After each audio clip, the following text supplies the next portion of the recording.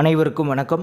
6ஆம் வகுப்பு கணக்கு இயல் 1 பின்னங்கள் பாடத்தலைப்பில் எடுத்துக்காட்டு 10வது கணக்கிற்கான விடையினை இந்த வீடியோவில் பார்க்கலாம்.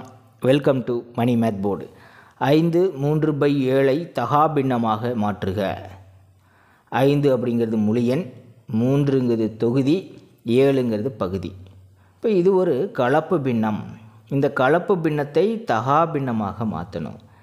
ஒரு கலப்பு பின்னத்தை தகா பின்னமாக மாற்றலாம், தகா பின்னத்தை கலப்பு பின்னமாகவும் மாற்ற முடியும். நமக்கு கணக்கில் கொடுத்துருக்கிறது ஒரு கலப்பு பின்னம். கலப்பு பின்னம் 5 3/7. இதில் 5ங்கிறது முழு எண். ஒவ்வொன்றையும் நம்ம தெரிஞ்சுக்கணும். தொகுதியில் 3 இருக்குது. இப்போ 3ங்கிறது தொகுதி. பகுதியில் 7 இருக்குது. ஸோ 7 தான் பகுதி. ஒரு கலப்பு பின்னத்தை தகா பின்னமாக மாற்றணும்னா இதுதான் ஃபார்முலா.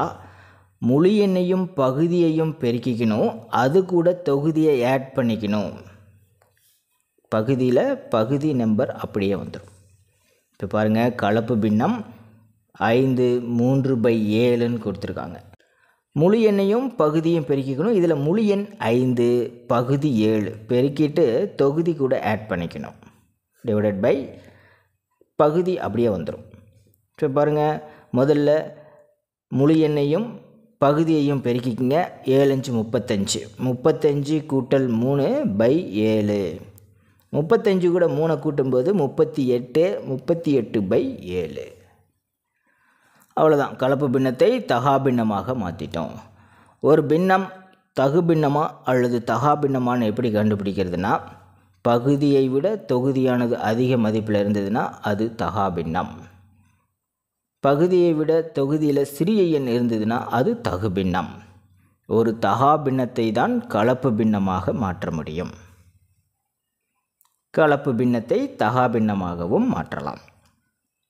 அவ்வளோதான் சார். எடுத்துக்காட்டு 11வது கணக்கிற்கான விடையினை அடுத்த வீடியோவில் பார்க்கலாம். மேலே இருக்கிற ஐகார்ட் செக் பண்ணிக்கோங்க. இந்த கணக்கில் உங்களுக்கு கூடுதலான விளக்கம் தேவைப்பட்டால் கீழே இருக்கிற கமெண்ட் பாக்ஸில் கேளுங்க. தேங்க்யூ.